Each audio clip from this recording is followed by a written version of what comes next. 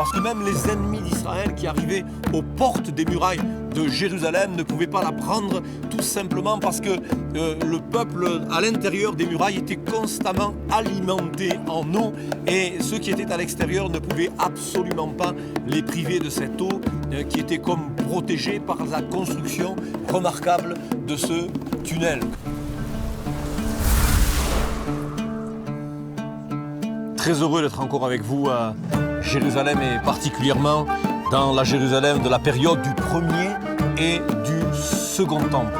Nous sommes là, ici bien entendu, dans la ville de David, dans la cité de David. Nous vous amenons donc sur les traces de ce roi extraordinaire et de son fils, le roi Salomon, ainsi que des rois de Juda, au cœur même de la période du premier temple et du second temple, le centre spirituel pour tout le peuple juif. On va se plonger et avec des images merveilleuses que vous allez pouvoir apprécier au cœur des vestiges du passé qui nous racontent l'histoire d'un seul Dieu et de sa relation privilégiée avec son peuple, le peuple d'Israël. Il est intéressant de relever que les restes de la Jérusalem au début du premier temple sont localisés en dehors des murs de la vieille ville. Et nous pouvons en découvrir bien sûr la particularité, cette cité de David. Vous allez pouvoir contempler avec nous les ruines de cette cité. Il y a environ 3000 ans, David, fils de Jessé, roi d'Israël, a conquis la petite ville de Jébus, dont vous voyez derrière moi une des murailles, une des forteresses qui a été conquise par le roi David qui va en faire sa capitale. Une visite au cœur même de ces ruines est un voyage dans la parole de Dieu. David et Salomon ont régné sur cette ville. Ici, les prophètes Ésaïe, Jérémie ont été inspirés et y ont écrit les paroles de Dieu. La cité de David est où Jérusalem est né, le lieu où tout a commencé. Comme vous pouvez le constater, la cité de David est localisée en dehors des murs de la vieille ville d'aujourd'hui, au sud du mont du Temple. La Crète était habitée dès la période chalcolithique, âge de cuivre, 5e millénaire avant Yeshua, avant Jésus, mais il y a seulement 4000 ans que durant l'âge du bronze moyen, la période des patriarches, que s'est construite ici une ville fortifiée. Jérusalem, Yerushalayim, apparaît pour la première fois comme Shalem, la ville de Melchitsédek, Genèse chapitre 14. Et la puissance de la cité est relevée notamment dans des textes égyptiens qui se réfèrent à une des cités cananéennes qui menaçait l'hégémonie égyptienne dans la région. Jérusalem est aussi citée au XIVe siècle avant Jésus-Christ dans la lettre d'Al-Amarna trouvée dans les archives royales de l'Égypte pharaonique. Donc il y a environ 3000 ans, vers 1000 avant Jésus-Christ, le roi David conquit Jérusalem des Jébusiens et l'établit comme sa cité royale. Le choix de David sur Jérusalem pour en faire sa capitale était en partie dû à la présence de sources d'eau vive, la source de Gihon. Des fortes défenses de la ville, sa place centrale dans les terres des tribus israélites et le fait que le territoire soit neutre pour servir de symbole d'unité pour l'ensemble de toute la nation. Jérusalem possédait également un long héritage de sainteté qui le liait à l'ancien Chalem et au mont Moria selon le deuxième livre des Chroniques au chapitre 3 verset 1er, le site traditionnel du sacrifice d'Isaac. David construisit le palais royal et amena l'arche de l'alliance dans la cité, puis il la transforma en un centre spirituel et politique. Le fils du roi David, Salomon, élargit la cité pour y inclure le mont Moria, où il construira le temple et son palais royal. Après la mort de Salomon, le royaume se divisa en deux et Jérusalem restera la capitale de la Judée. Et nous nous rappelons que, bien sûr, en l'an 70, Titus va entrer dans Jérusalem et là, il va détruire la ville, mais pas complètement. C'est en 132, 135 après Yeshua, après Jésus, que l'empereur Adrien va entrer dans la ville de Jérusalem. Et là, conformément aux prophéties de Michée, il va passer la charrue sur l'esplanade du temple et tout sera complètement détruit. Au fil des années, la cité de David est oubliée Vers la fin de la période ottomane, la colonie juive a été renouvelée sur la colline quand une famille va y construire sa maison en 1873, une famille juive bien sûr.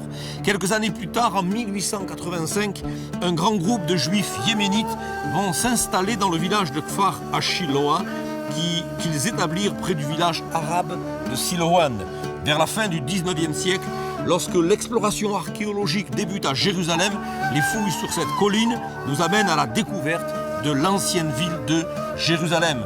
Comme vous pouvez le constater encore aujourd'hui, les chercheurs et les expéditions archéologiques du monde entier ne cessent d'affluer sur ce site extraordinaire qui est devenu le monticule le plus escavé dans l'histoire de l'archéologie. Bien sûr, sur ce site magnifique, nous avons ce que nous appelons le tunnel d'Ézéchias. Ce tunnel qui a été creusé durant le règne d'Ézéchias, 2 Rois chapitre 20, verset 20. Le reste des actions d'Ézéchias, tous ses exploits, et comment il fit le bassin et le tunnel et amena les eaux dans la ville. 2 Chroniques chapitre 32, verset 30, ce fut aussi lui, Ézéchias, qui boucha l'issue supérieure des eaux de Gihon et les conduisit en bas vers la cité de David. Ce tunnel d'Ézéchias qui est formidable, que vous pouvez traverser en une vingtaine, 25 minutes, 30 minutes à pied avec les pieds dans l'eau, est considéré avec celui de Phalios en Grèce du 6e siècle comme les plus grandes œuvres en matière de technologie, d'ingénierie aquatique de la période préclassique. S'il avait suivi une ligne droite, la longueur de ce tunnel aurait été de 335 mètres, soit 42% plus court. Alors là, nous avons un tunnel qui a été creusé de plus de 530 mètres de long.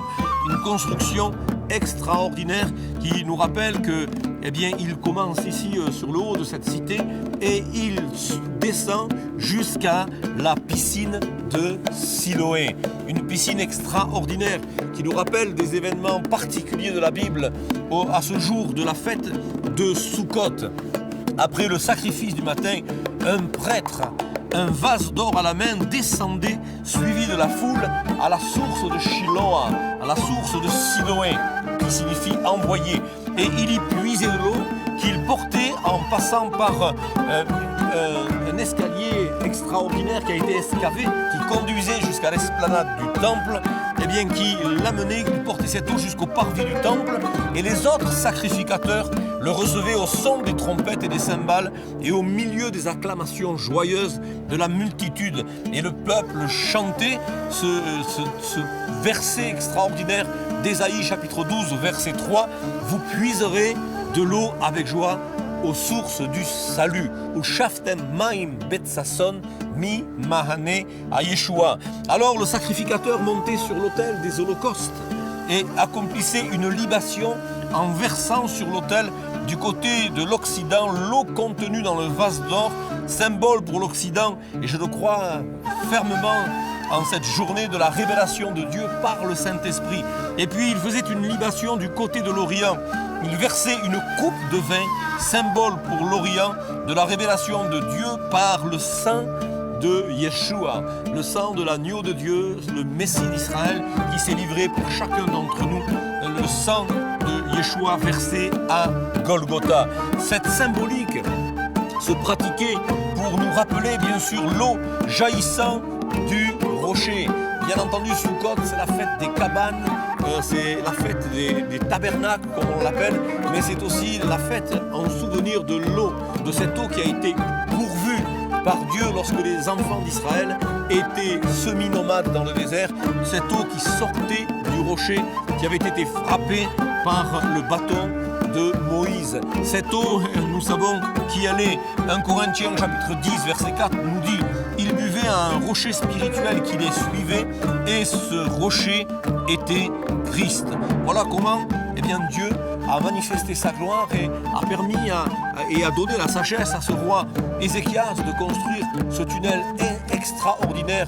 Et nous savons que grâce à ce travail, qui a été un travail colossal, qui a été vraiment apporté par les enfants d'Israël ici pour cette cité de David, elle était difficilement prenable, parce que même les ennemis d'Israël qui arrivaient aux portes des murailles de Jérusalem ne pouvaient pas la prendre, tout simplement parce que le peuple à l'intérieur des murailles était constamment alimenté en eau et ceux qui étaient à l'extérieur ne pouvaient absolument pas les priver de cette eau qui était comme protégée par la construction remarquable de ce tunnel. Que Dieu vous bénisse, que Dieu nous bénisse ensemble. Nous vous souhaitons d'être fortement encouragés, visités et bénis avec nos émissions de la TBN, la télévision de la bonne nouvelle pour toute la francophonie.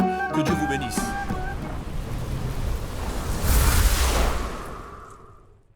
Shalom, j'espère que vous avez aimé cette vidéo. Abonnez-vous pour ne pas rater nos programmes. Merci de faire partie de notre famille TBN. Que Dieu vous bénisse. Shalom de Jérusalem.